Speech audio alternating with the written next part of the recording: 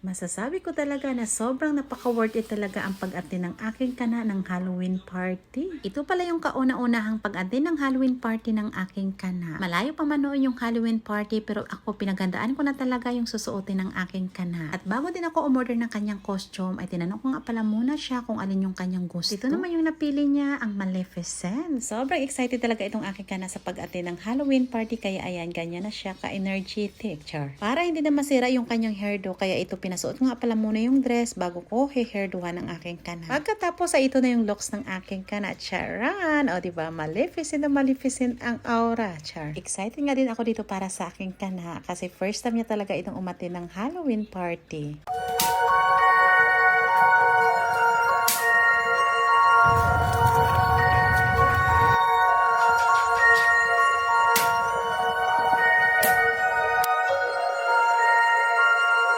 Aurahan na talaga itong aking kana, mapaloob at mapalabas ng bahay. O, diba? Doon nga pala kami aatin ng Halloween party sa Sulina Beach Resort sa Carles. Pagdating namin dito ay dito na din kaagad ako pumunta sa information para ipakita yung aking reservation. Pagkatapos ko makapagbayad ay dito na din kami pumunta sa venue kung saan ginaganap yung Halloween party. Pagdating namin dito sa venue, mayroon din ditong information na kung saan dito nila kinukulik yung mga ticket namin. Ang cute nga din ng mga costume na nandito sa information. Dahil first time namin umaten ay wala din akong ideya pagdating namin dito kung anong meron na sa party nila. Binigyan na din dito yung aking kana ng mga candies. Pagkatapos ko maibigay yung ticket at mabigyan ng candies yung aking kana ay dito naman kami tinuro sa photo booth. Kasama ko nga pala dito yung aking mga pinsan dahil nauna na sila magpa-picture kaya ito kami na lang ang nahuli dito. Pagkatapos makapag-solo ng aking kana ay ito sumama na nga din kami para dalawa kami mayroong picture. Bago nga ako sumama dito sa pa-picture ng aking kana ay doon ko nga nalaman sa aking pinsan na ang susunod pala ay ang nakakatakot. Wala talaga itong ka-ideya yung aking kana kasi yung mga pinsan niya nung pumasok daw sa loob ay halos lahat ay nagsiiyakan. Hindi ko na din dito sinabi sa kanya na nakakatakot kasi baka pag sinabi ko ay hindi na siya tutuloy at hindi niya na ma-experience yung Halloween party. Nasunod ko na nga din ito si Bebe magpa-picture para mayroon naman din siyang remembrance. Mabilis lang naman at ito nga nakuha na din kaagad namin yung aming mga pictures. Sumunod na din dito si Ate Pia magpa-picture. At ito na nga yung entrance papasok doon sa loob ng room. Papasok na nga pala kami nito at ito na nga yung room na papasokan namin sa loob. Entrance pa lang ay nakakatakot na kaya hindi talaga ako tumuloy nito kasi baka aatakihin ako ng aking anxiety. La Bebe na lang yung pumasok at pinadala ko na nga lang yung aking camera para kahit papano ay makuhanan nila ng video pero hindi naman daw nila masyado nakuhanan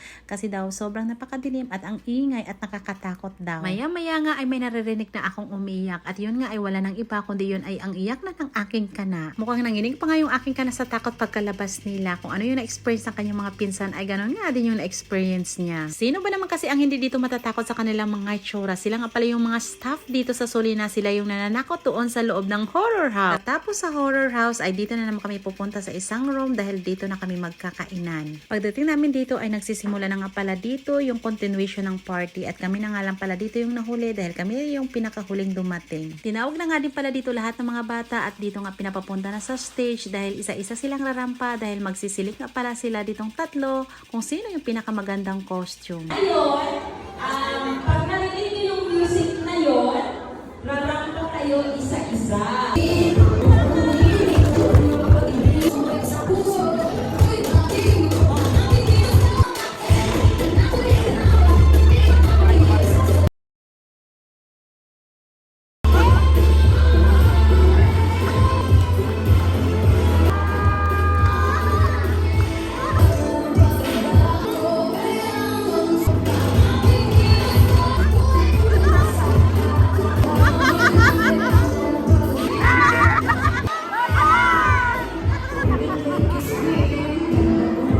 Pagkatapos rumampa ng mga bata ay ito na nga kami, nagsipilahan na kami dahil gutom na ang lahat. Best experience nga itong amin na atin na Halloween party dahil sobrang nag-enjoy talaga yung aking kana at lalong-lalo na yung nakakatakot. Sobrang worth it talaga dito umatin ng Halloween party sa Sulina. O siya hanggang dito na lang. Salamat sa panonood.